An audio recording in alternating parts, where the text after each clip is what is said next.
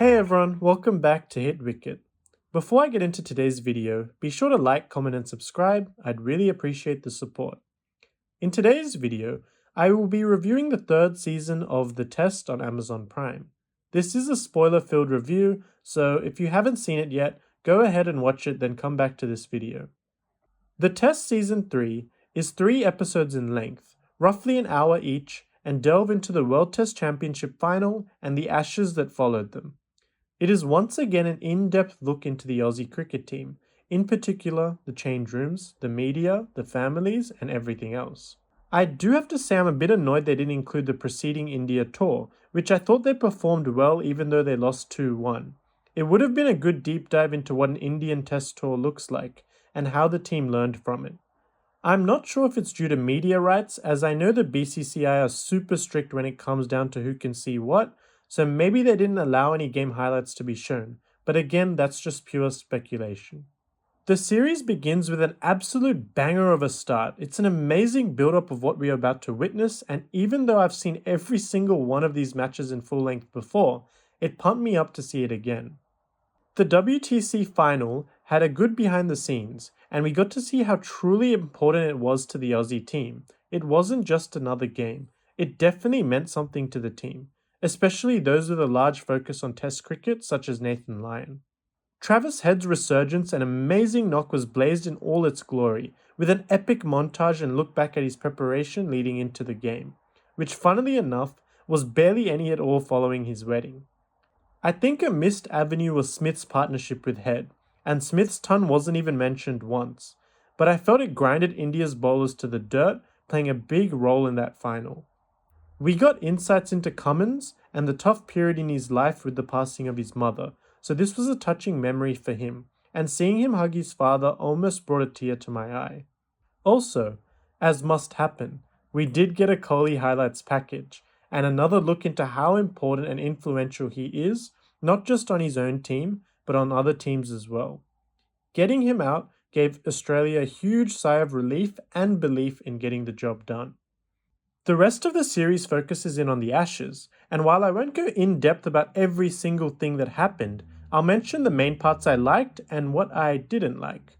First up, and I think it's something that goes under the radar, but the cinematography excels. The angles and camera shots they get, the slow-mos, are all brilliantly captured, making the watch even more special than simply just watching highlights.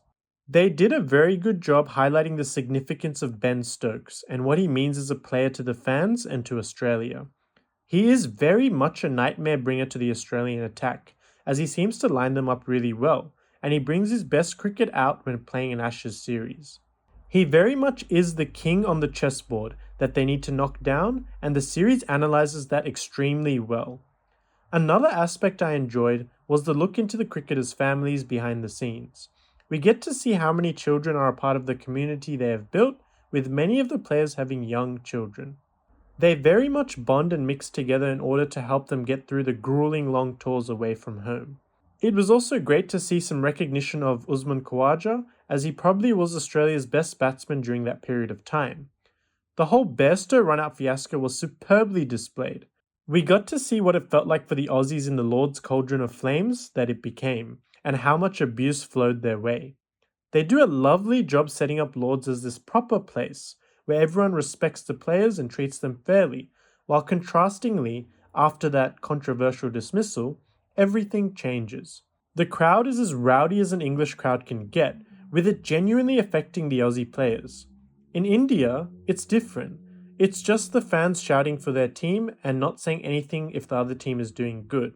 But English fans abused the living heck out of the Aussies, and they felt they had been wronged.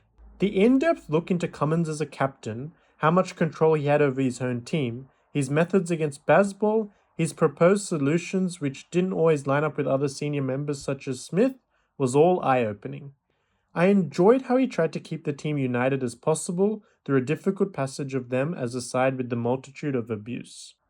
I enjoyed the specific individual look at a few players like Khawaja, Head, Labuschagne, Marsh and Lyon. You could see their ups and downs and the personal journeys they had come to get where they are.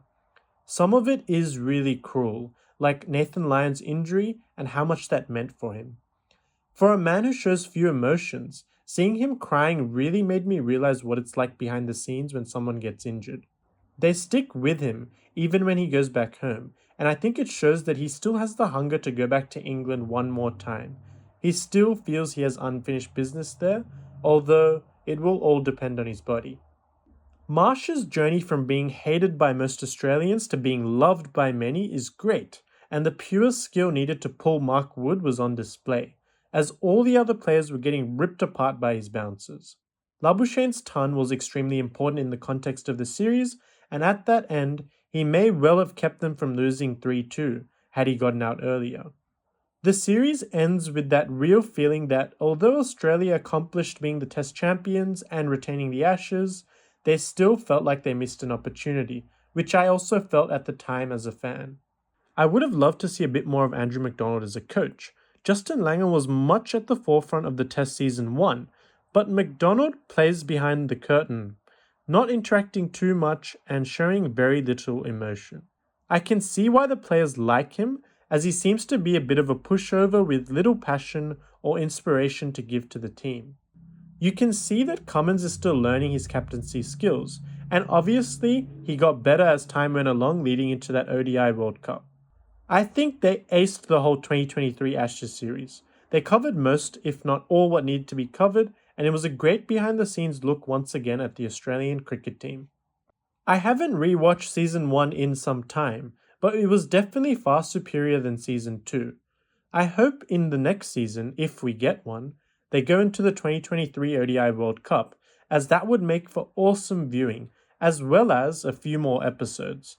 3 episodes is just too short for this level of entertainment. All in all, I loved it and I can't wait to see more, fingers crossed. Let me know in the comments below, what did you think of the Test Season 3 as a whole? And until next time, Hit Wicket out.